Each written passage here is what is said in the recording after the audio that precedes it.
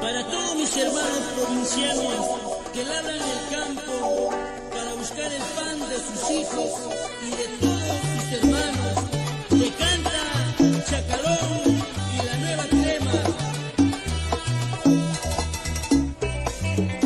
Ataja, mi hombre.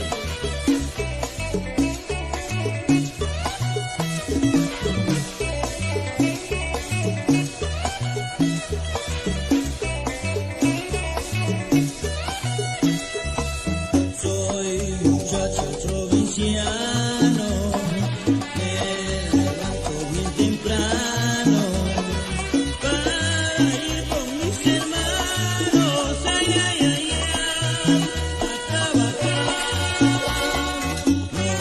No tengo padre ni madre, ni trabajo ni me ladre.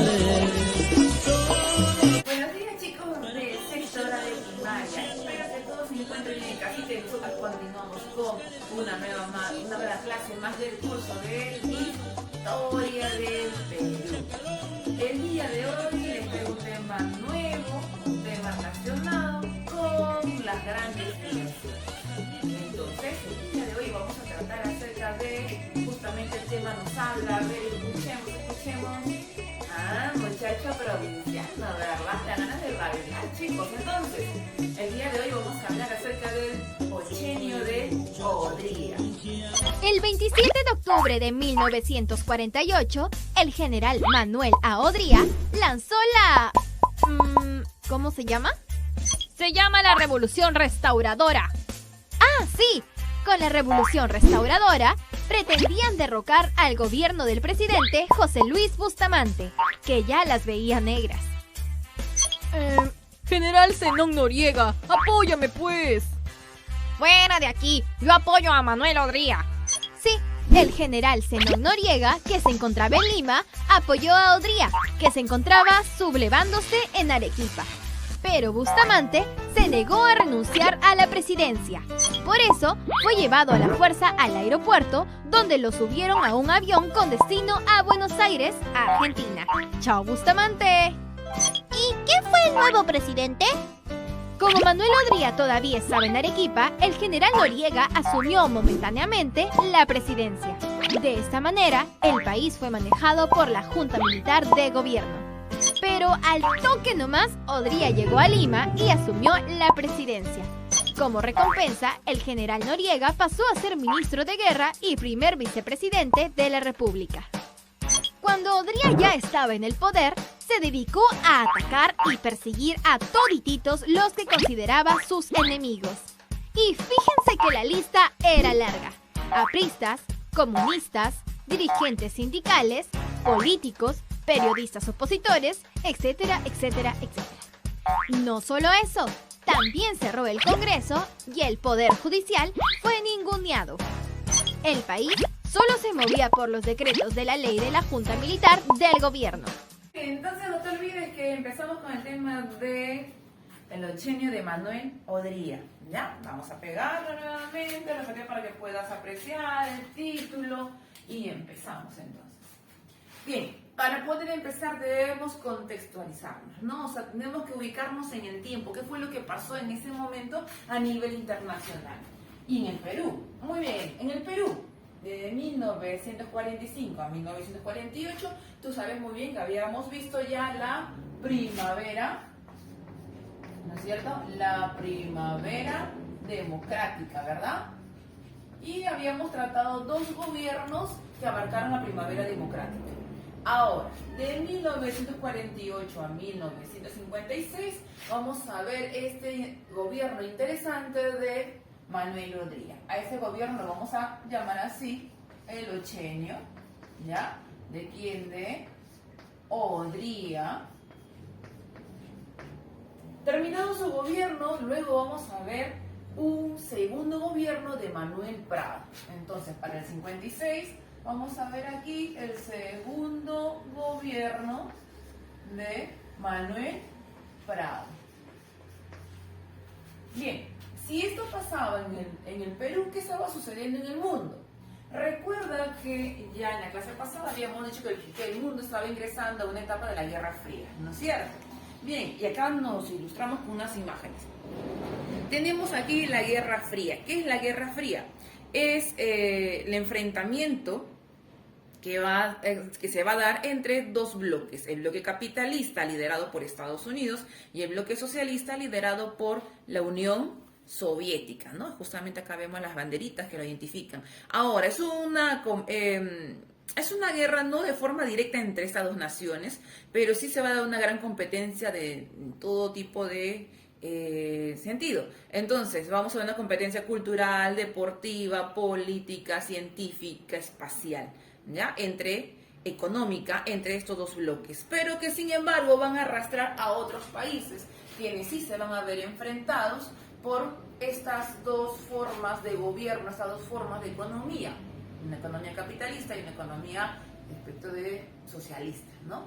Entonces, en el mundo, por lo tanto, ya nos encontramos en lo que sería la Guerra Fría, ¿ya? Esta Guerra Fría va a durar por mucho tiempo. Ahora, fría, porque no, te dije, no va a haber un enfrentamiento directo entre estos dos países líderes, ¿no? Pero sí va a haber competencias constantes, muy fuertes. Pero, sin embargo, para 1950 nosotros vamos a ver una guerra que va a afectar a nivel internacional a muchos países. En el caso del Perú se va a ver beneficiado. ¿De quién estamos hablando? Estamos hablando del país del K-pop, estamos hablando del país donde se hacen los famosos doramas, ¿no? Las novelas coreanas que tu hermanita mayor, tu hermana adolescente seguro mirará. Estamos hablando de Corea. En ese tiempo, después de la Segunda Guerra Mundial, los aliados, liderados por Estados Unidos y la Unión Soviética, van a liberar Corea, ¿ya? La liberan. Pero, sin embargo, las influencias de la Unión Soviética se va a dar aquí en el norte de Corea y las influencias de Estados Unidos se va a dar aquí en el sur de Corea. Esto lo que va a originar es la lucha entre Corea, dividiéndose en dos. Corea del Norte, que es socialista, y Corea del Sur, que es capitalista, ¿ya? Tú sabes muy bien que la Corea del Sur es la Corea libre, la Corea que ha progresado. Entonces, esta guerra se va a dar justamente aquí, 1950. Aquí tenemos la Guerra de Corea, ¿ya? Guerra de Corea, en el que Corea se divide en dos, ¿no es cierto? Bien, entonces esta Guerra de Corea va a ser importantísimo porque el Perú se va a beneficiar. Ahorita lo vamos a ver, ¿cómo? ¿De qué forma? Muy bien, regresamos al Perú, volvemos al Perú. Ya mi pequeña me está preguntando aquí, ¿no? Mi niña está diciendo, Miss, ¿y qué es el ochenio? Usted nos ha dicho el ochenio de Odría, pero ¿qué es el ochenio? Bien, vamos a responder a su pregunta. El ochenio, ¿ya? El ochenio es el gobierno, ochenio de 8. Es el gobierno de 8 años de Odría. Entonces, como te darás cuenta, Odría va a gobernar por 8 años. Ahora, aquí tenemos a Odría. Bien, si te darás cuenta por su traje, Odría es un... A ver, chicos, vamos, chicos. Eso, muy bien. Odría es un militar, ¿verdad? Vamos a colocarlo acá. Entonces, Odría es un militar y va a establecer nuevamente un gobierno de militares, ¿verdad? Entonces, vamos a colocar acá. ¿Quién es este presidente militar? Él es Manuel Odría, ¿ya? Manuel Odría. ¿Dónde nació Manuel Odría? Manuel Odría va a nacer en el centro del Perú, en Tarma. ¿Dónde queda Tarma? En Junín, en el año de 1896. Él incluso participa en la guerra del 41. ¿Te acuerdas cuál es la guerra del 41? Es la guerra o el conflicto armado con Ecuador, ¿verdad? Él es uno de los héroes de la batalla de Zarumilla. Bien, ahora, él va a ser presidente y cuando se convierte en presidente, él va a usar una frase, ¿no? La frase de su gobierno sería esta: hechos y no palabras, ¿no? Él dice, ya basta de prometer y no cumplir. Hay que hablar y cumplir. A la acción. Nos vamos a la acción, dijo él. Entonces su lema, por lo tanto, es hechos y no palabras. que posteriormente, pasando ya un tiempo, lo va a cristalizar, lo va a convertir, lo va a perfeccionar y su lema sería salud, educación y trabajo. ¿Ya? Posteriormente su lema sería este entonces. Listo. Gobierno. Ahora, es un militar, lo que va a hacer es atacar a sus enemigos, los va a encarcelar, los va a deportar, algunos van a ser fusilados. Entonces, podríamos decir que es un gobierno de corte, vamos chicos, ustedes ya saben el concepto, de corte democrático, no, ¿verdad? Es un gobierno de corte dictatorial. Por lo tanto, vamos a colocar aquí, es un gobierno en el que se ha establecido una dictadura, es una dictadura muy represiva, ¿ya? Entonces es una dictadura represiva, autoritaria, ¿no? Entonces es muy peligroso. Él lo hizo para tratar de lograr realizar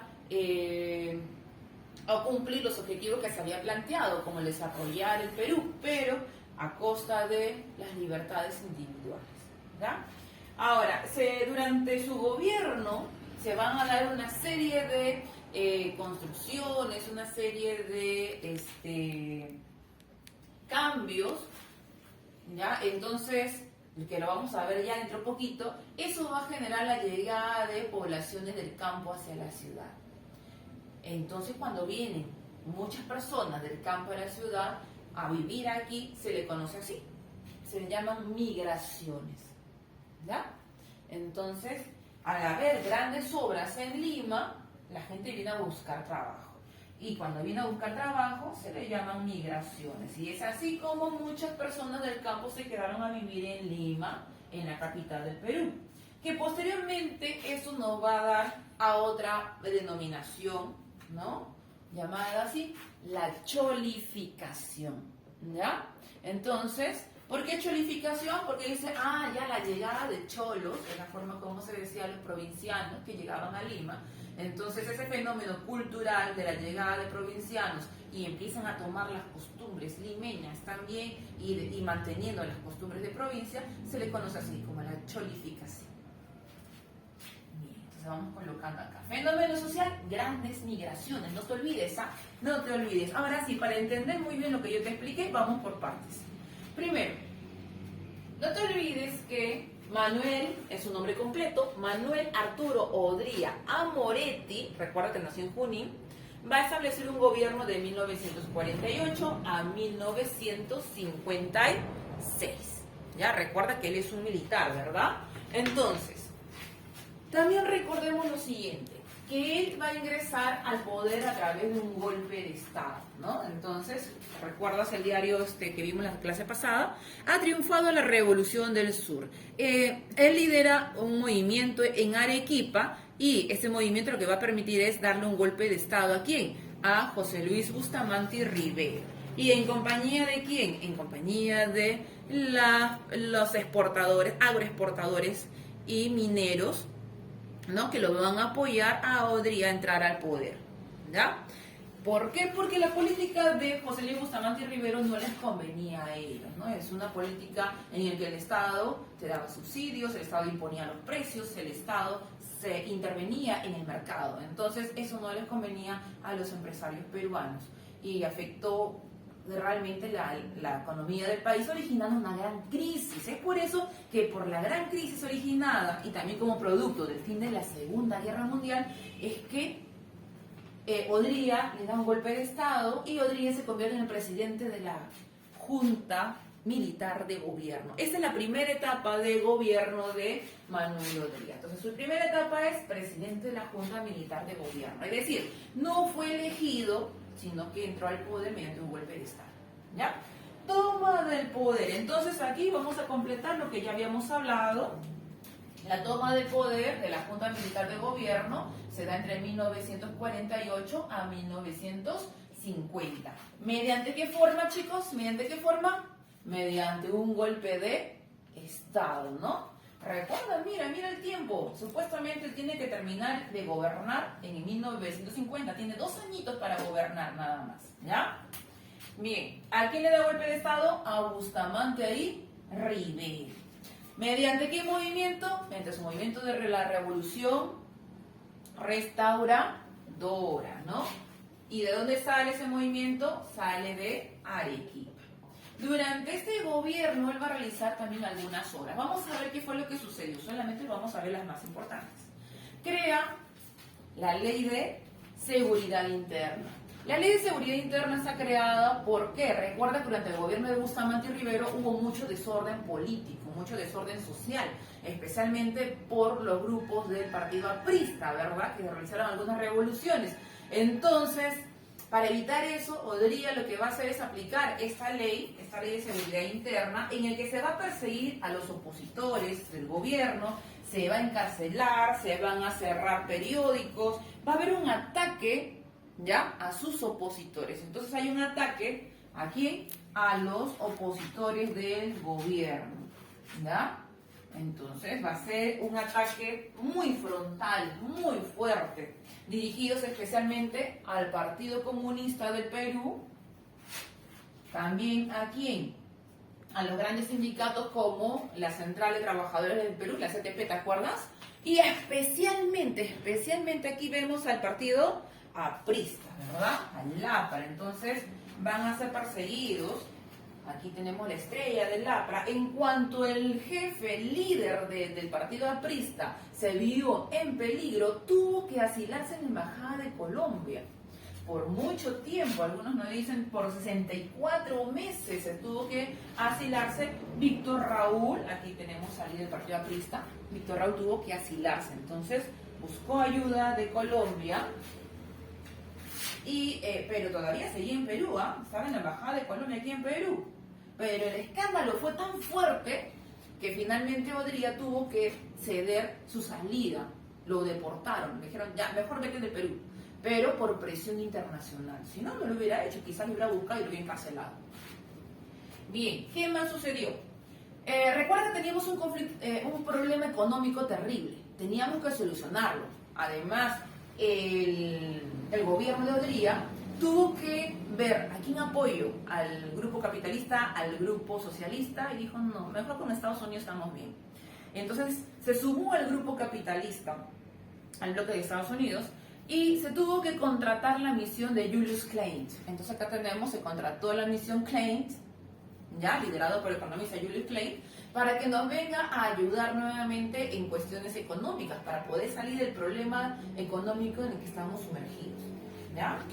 Entonces, ¿qué fue lo que hizo?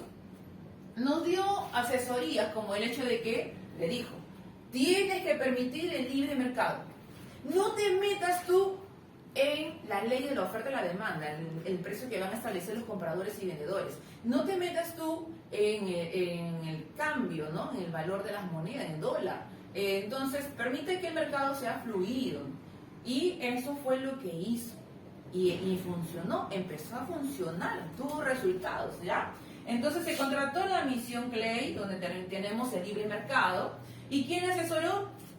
Él es de origen norteamericano, ¿no? Julius Klein es norteamericano. Entonces tenemos la asesoría de Estados Unidos. Aquí tenemos al tío Sam, al famoso tío Sam, ¿no?, que representa a los Estados Unidos, ¿no? Es un símbolo, es una caricatura que representa a los norteamericanos. Bien, aquí viene a brindar asesoría económica. Ahora se va a beneficiar a los trabajadores. Durante ese periodo se va a otorgar gratificaciones por 28 de julio, gratificaciones por Navidad. Se va a otorgar indemnizaciones a los trabajadores y también por todo su tiempo de servicio se les va a pagar. Y se crea el Ministerio de Trabajo para que los trabajadores puedan hacer un reclamo, ¿no?, en ese ministerio. Y aquí se crea por lo tanto ese Ministerio de Trabajo. Es un edificio grande, chicos, ¿ah? Se encuentra, si no me equivoco, en la avenida Salaberry. ¿Ya? Entonces vamos a colocar aquí nuestro Ministerio de Trabajo. Bien, esto fue la primera etapa del presidente como presidente de la Junta Militar de Gobierno. Ahora, terminado su periodo en 1950, lo que va a hacer es lo siguiente: se va a lanzar a las elecciones presidenciales. Ya, en ese momento vamos a ver solamente 2 candidatos. Entonces, cuando se dan las elecciones presidenciales, él va a ganar. y por lo tanto se convierte en presidente constitucional. ¿Por qué presidente constitucional? Porque tuvo que ser elegido. Y al ganar, él va a gobernar desde 1950 a 1956. ¿Cómo se dieron las elecciones? Ya, para presentarse a las elecciones, de acuerdo a la Constitución de 1933, se establecía de que no puede haber reelección. Recuerda que con Leguía había reelección, otra vez otra reelección, y Leguía fue presidente 3 veces, ¿no? Consecutivas. Entonces, luego se crea con Sánchez Cerro la Constitución de 1933. Y en ese establecía que está prohibido la reelección. Mientras seas presidente, tú no puedes nuevamente lanzarte a ser presidente, o por lo menos debes dejar el cargo 6 meses, por lo menos. Y entonces el tiempo se le estaba pasando y dijo, bueno, yo voy a dejar el cargo de presidente a Zenón Noriega, otro militar. Y faltando solamente 3 meses, deja el poder y se presenta a elecciones presidenciales. A esta, cuando él deja el poder, se le conoce así: bajada al llano, ¿ya? Entonces él va a dar su bajada al llano 3 meses antes de las elecciones. Aunque recuerda, estaba prohibido, él no pudo haber hecho eso. ¿Ya? ¿Quién fue el otro candidato? El otro candidato opositor fue Ernesto Montagne. Ernesto Montagne es elegido también por grupos de la aristocracia. ¿Ya? ¿Por qué? Porque le tenían mucho miedo a Odría. Decían, uy, Odría es difícil de manejar. No, Odría no nos va a hacer caso. Entonces un grupo de la aristocracia va a apoyar a Ernesto Montagne. El Jurado Nacional de Elecciones va a anular varias firmas de las planillas electorales de Ernesto Montagne, acusándole de que fueron hechas por apristas. Y recuerda que los apristas no podían participar en ese momento porque estaban siendo perseguidos. Entonces en Arequipa se va a dar una revolución, ¿ya? En el que van a participar estudiantes de secundaria y estudiantes de la Universidad de San Agustín, muriendo 2 de ellos. Esto va a originar de que Ernesto Montagne sea acusado de participación con los apristas en contra del gobierno y por lo tanto va a ser capturado, tomado prisionero y luego deportado. Lo van a votar, quedando como único candidato. Imagínate quién fue.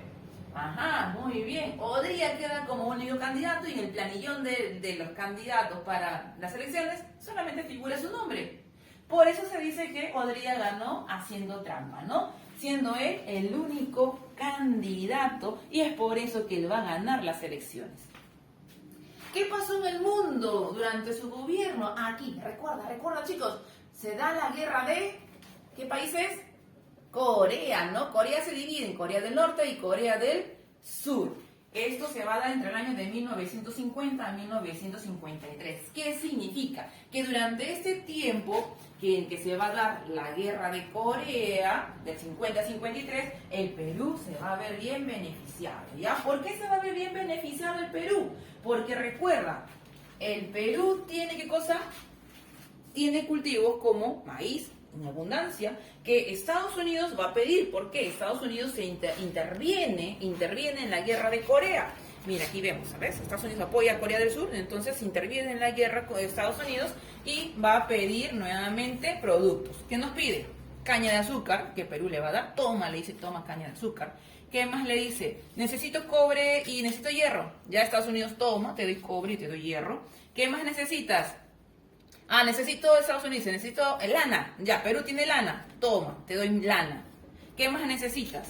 Algodón. Ya, te doy también algodón. Le vende Estados Unidos. ¿Qué más necesitas?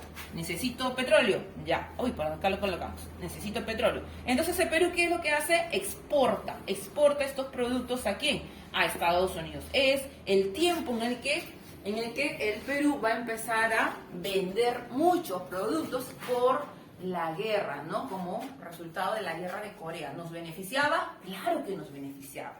Y con ese dinero el Perú va a realizar grandes obras. Entonces, por eso que al gobierno de Odría también se le conoce como el régimen de las grandes obras públicas. ¿Qué grandes obras hizo, Miss? Vamos a ver ahorita. Ya, vamos a colocar. Es el régimen de las grandes obras públicas. Bien, vamos a ver aquí sus obras. Crea el Código de Minería. El Código de Minería permite la venta de minerales. Para eso va a alentar la inversión y explotación extranjera, especialmente ¿de quién? Tío Sam, ¿quién es?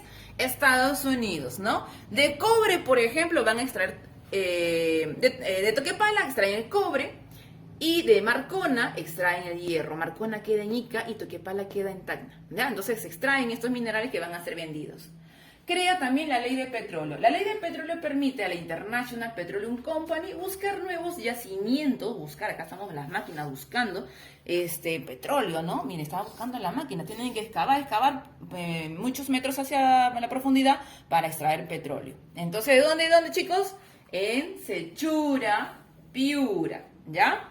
Crea el CAEN, que son los centros de altos estudios militares, en el que se van a permitir la formación de oficiales, ¿no? Oficiales de nuestro ejército para la defensa del Perú.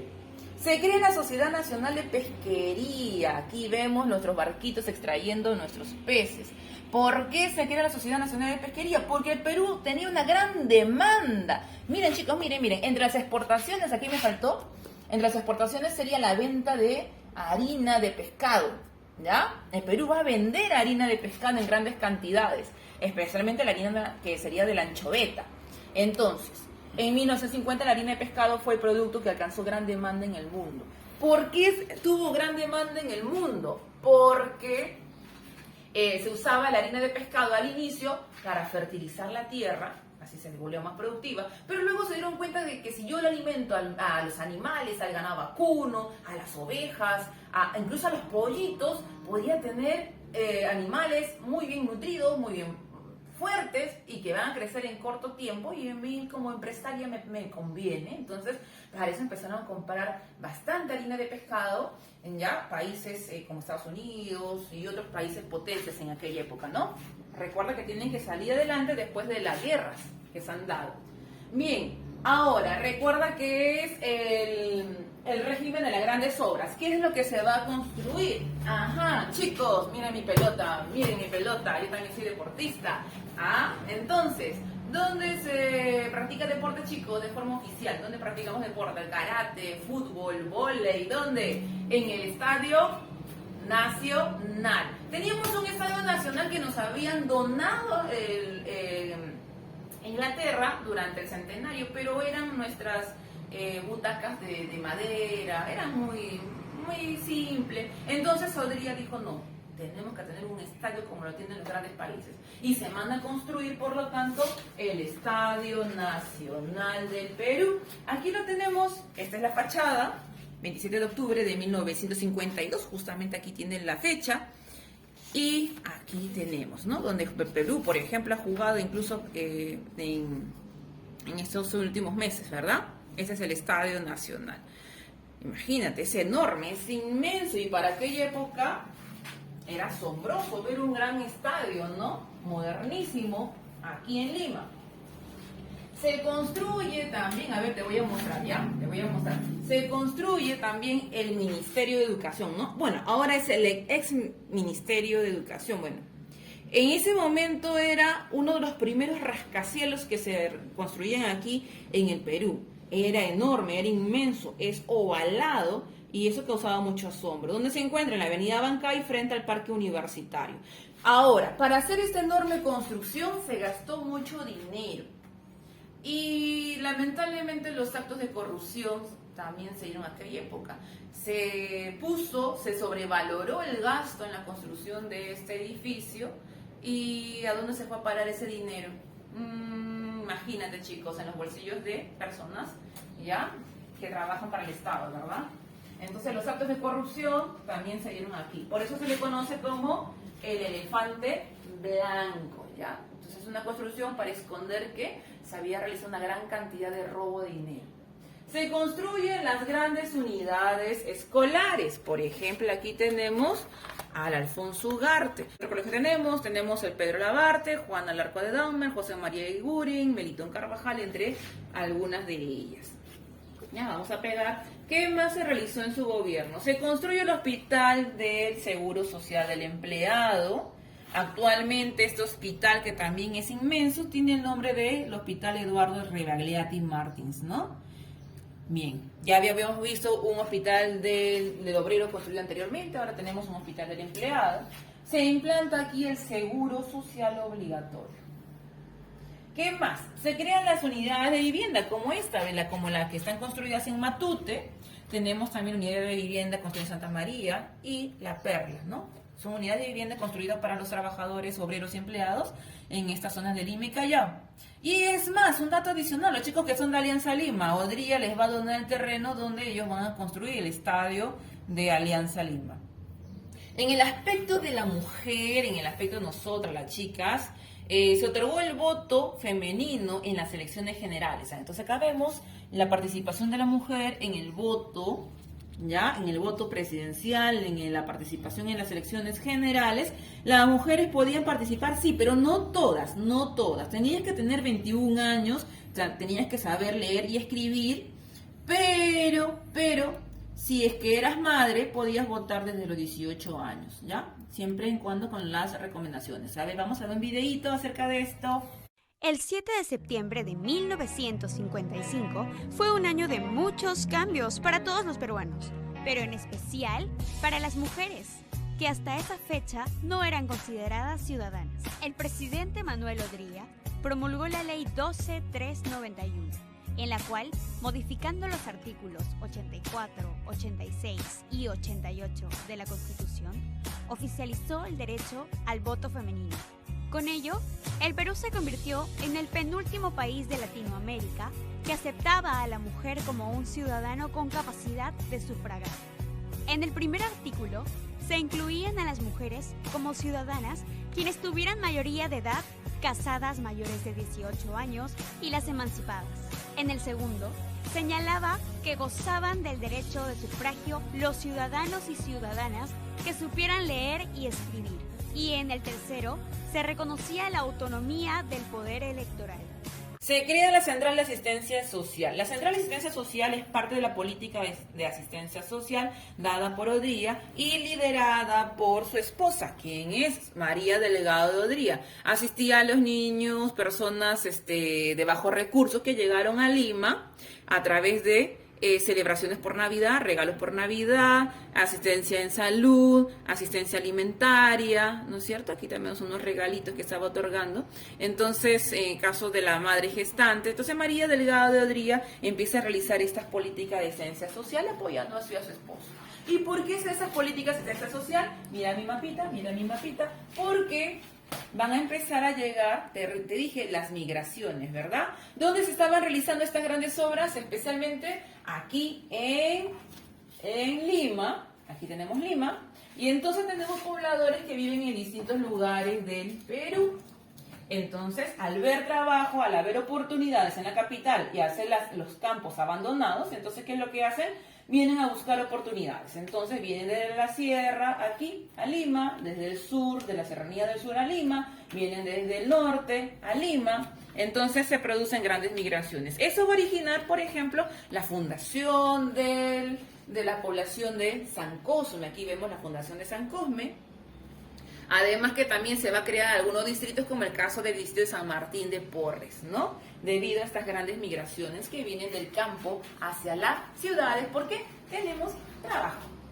Muy bien, chicos, entonces hasta ahí llegamos con el curso del tema de Odría, y no te olvides hacer la tareita. La tareita se encuentra aquí, mira abajo en las descripciones, te voy a dejar la página que tú vas a tener que desarrollar. Bien, chicos, nos vemos la siguiente semana.